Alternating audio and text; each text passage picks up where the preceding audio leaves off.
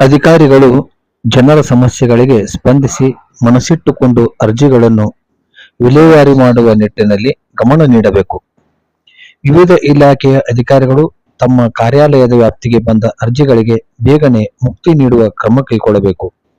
ಕಾರ್ಯ ಮಾಡದೇ ಇದ್ದರೆ ಮುಂದಿನ ದಿನಗಳಲ್ಲಿ ಕಾರ್ಯಾಲಯಕ್ಕೆ ದಿಢೀರ್ ಭೇಟಿ ನೀಡಿ ಪರಿಶೀಲನೆ ನಡೆಸಲಿದ್ದೇನೆ ಎಂದು ಬಾಗಲಕೋಟ್ ಜಿಲ್ಲಾಧಿಕಾರಿ ಕೆಎಂ ಜಾನಕಿ ಹೇಳಿದರು. ಬುಧವಾರ ರಬಕವಿಬನಹಟ್ಟಿ ತಾಲೂಕಿನ ಕಾರ್ಯಾಲಯದಲ್ಲಿ ನಡೆದ ಜನಸ್ಪಂದನ ಕಾರ್ಯಕ್ರಮದಲ್ಲಿ ಅವರು ಮಾತನಾಡಿದರು.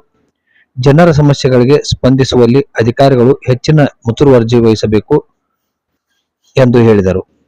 ಕಂದಾಯ ಇಲಾಖೆ, ನಗರಸಭೆಗೆ ಸಂಬಂಧಪಟ್ಟ ಸಮಸ್ಯೆಗಳು ಸಾಕಷ್ಟು ಪ್ರಮಾಣದಲ್ಲಿವೆ.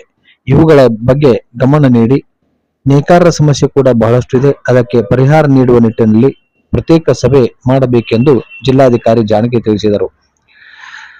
ರಬಕವಿ ನಗರಕ್ಕೆ ಬಹಳಷ್ಟು ಅನ್ಯಾಯವಾಗುತ್ತದೆ. ನಗರದ ಜನರು ಪೊಲೀಸ್ ಠಾಣೆಗಾಗಿ 10 ಕಿಲೋಮೀಟರ್ ದೂರದ ತೆರದಾಳ ಠಾಣೆಗೆ ಹೋಗಬೇಕಾಗಿದೆ. ಕೇವಲ 1 ಕಿಲೋಮೀಟರ್ ಅಂತರದಲ್ಲಿರುವ ಬನಹಟ್ಟಿ ಪೊಲೀಸ್ ಠಾಣೆಯ ವ್ಯಾಪ್ತಿಗೆ ರಬಕವಿ ನಗರವನ್ನು ಸೇರಿಸಬೇಕು. ನಗರದ 17ನೇ ವಾರ್ಡ್ ಅನ್ನು ಮುಳುಗಡೆ ಪ್ರದೇಶವೆಂದು ಪರಿಗಣಿಸಿ ಇಲ್ಲಿಯ 200ಕ್ಕೂ ಹೆಚ್ಚು ಜನರಿಗೆ ಪುನರ್ವಸತಿ ಕಲ್ಪಿಸಬೇಕು. ಸರ್ಕಾರ ರಬಕವಿಬನಹಟ್ಟಿ ನಗರವನ್ನು ತಾಲೂಕು ಎಂದು ಘೋಷಣೆ ಮಾಡಿದರೂ ಇದುವರೆಗೆ ಬಹುತೇಕ ಸರ್ಕಾರಿ ಕಚೇರಿಗಳು ಇಲ್ಲಿ ಸ್ಥಾಪನೆಯಾಗಿಲ್ಲ. ಆದ್ದರಿಂದ ಈ ಎಲ್ಲ ಸಮಸ್ಯೆಗಳನ್ನು ಅಧಿಕಾರಿಗಳು ಕೂಡಲೇ ಸ್ಪಂದಿಸಬೇಕು ಎಂದು ರಬಕವಿಬನಹಟ್ಟಿ ನಾಗರಿಕರು ಜಿಲ್ಲಾಧಿಕಾರಿಗಳಿಗೆ ಮನವಿ ಮಾಡಿದರು.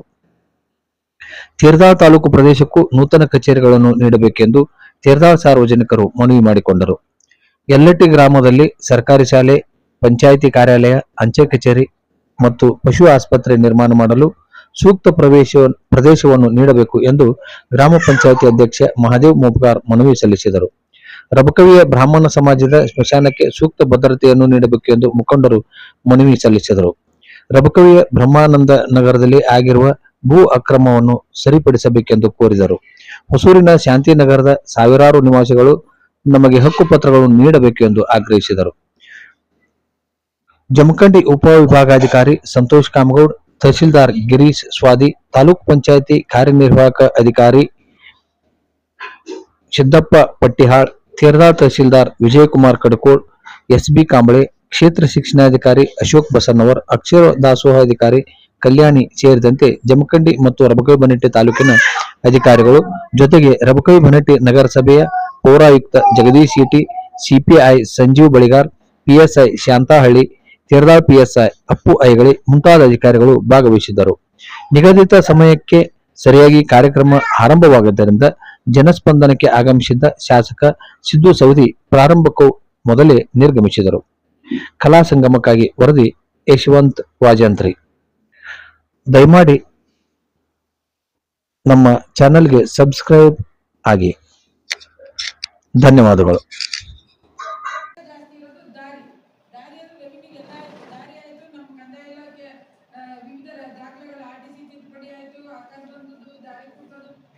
ವಿಶೇಷವಾಗಿ ಇಲ್ಲೂ ತೆರೆದಾಡೋದು ಫಾರೆಸ್ಟ್ ಸಮಸ್ಯೆ ತುಂಬಾ ಇದೆ.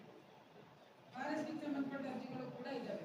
ಎಲ್ಲ ಅರ್ಜಿಗಳನ್ನು ಪಾಪ ಅವರ ಸಮಯ, ಅವರ ಶ್ರಮ, ಅವರ ವರ್ಷಗಳ ಕಾಲ ಹೋರಾಟಕ್ಕೆ ದಯಮಾಡಿ ಮನಸ್ಸಿಟ್ಟು ಈ ಅರ್ಜಿಗಳನ್ನ ಇತ್ಯರ್ಥ ಮಾಡಿ.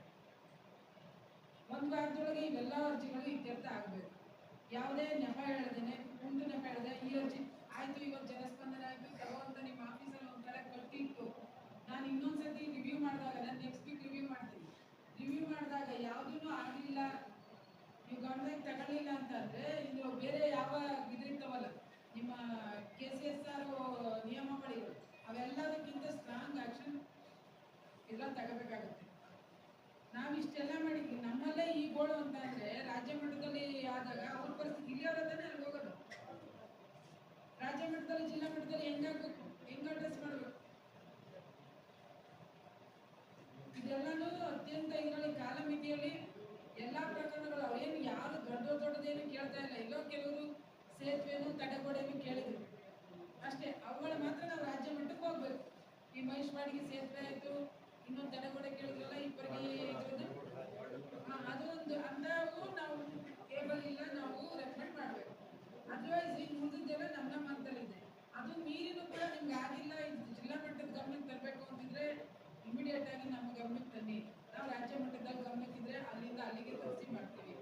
ಈ ರಸ್ತೆ ಅಗಲೀಕರಣದ್ದು ನೀವು ಸಂಬಂಧಪಟ್ಟ 4 ಇಲಾಖೆಗಳ ಜೊತೆ ಪೊಲೀಸ್ ಆಯಿತು, RTO ಆಯಿತು, ಇನ್ನು ನಮ್ಮ ನಗರಸಭೆ ಕಮಿಷನ್ ಆಯಿತು, ತಹಶೀಲ್ದಾರ್, ನೀವು ಅಷ್ಟು ಜನ ಕೂತ್ಕೊಂಡು ರಸ್ತೆ ಅಗಲೀಕರಣ ಮಾಡಬೇಕು. ಮತ್ತೆ ತೆರವು ಇವೆರಡು ಕೆಲಸ ಅಂತೂ ಕಂಪಲ್ಸರಿ ಆಗ್ತದೆ. ಅದರಿಂದ 100 ಜನಕ್ಕೆ ಅಟ್ ಎ ಟೈಮ್ ನೀವು ರಿಲೀಫ್ ಕೊಟ್ಟಂಗೆ ಆಯ್ತು.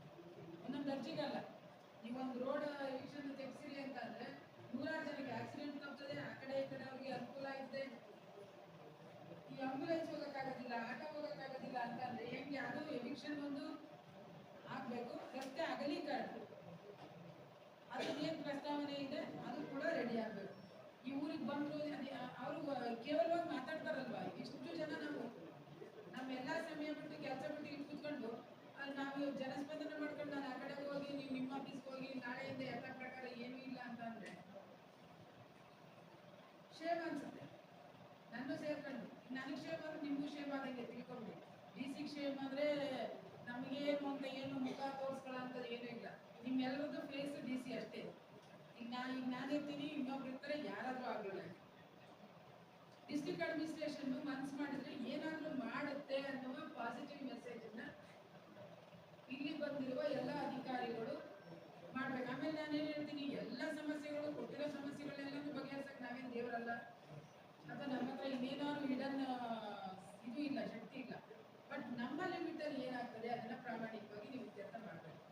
100 ಸಂಖ್ಯೆಯಲ್ಲಿ ಎಷ್ಟು ಬಂದಿದ್ದಾವೆ ಅದು ಅದೊಂದು ಜಾಯಿಂಟ್ ಮೀಟಿಂಗ್ ಆಗಬೇಕು ಸರ್. ಇನ್ನೊಂದು ಇವರು ನೇಕಾರದ್ದು ಅಷ್ಟೇ, ಅವು ಜೆನ್ಯೂನ್ ರೀಸನ್ ಇದ್ದಾವೆ. ಆ ಎಸ್ಕಾಂ ಅವ್ರು ಯಾರಿದ್ದಾರೆ, ಅವರು ಒಂದಷ್ಟು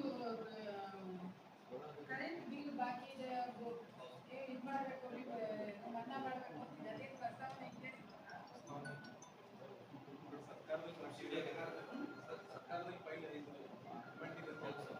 ಈ ಕಡೆ ಬನ್ನಿ.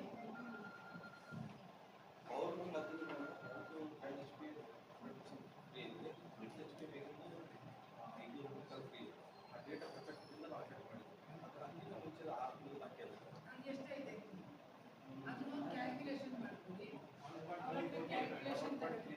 ಅವ್ರಂಗೆ ಅಂದ್ರು, ಅವರು ಬಾಯಿ ಲೆಕ್ಕದಲ್ಲಿ ಡಬ್ಬಲ್ ಹೇಳೋದು ಇವ್ರ ಹತ್ರ ತಗೊಂಡು ಅದು ಒಂದು ಪ್ರಸ್ತಾವನೆ ಕಳಿಸಿ. ಅದು ನಮ್ಮ ಮಟ್ಟದಲ್ಲಿ ಇಲ್ಲ, ನಾವು ಕಳಿಸೋಣ ಅಂತ ಗೌರ್ಮೆಂಟ್ ಕಾರ ಕಳಿಸಿದ್ರೆ ಇವರು MD ಅವ್ರಿಗಾದ್ರು ಡಿಸ್ಕನೆಕ್ಷನ್ ವಿಷಯ ಇಲ್ಲ. ಈಗ ಬಾಕಿ ಮನ್ನಾ ಮಾಡಿ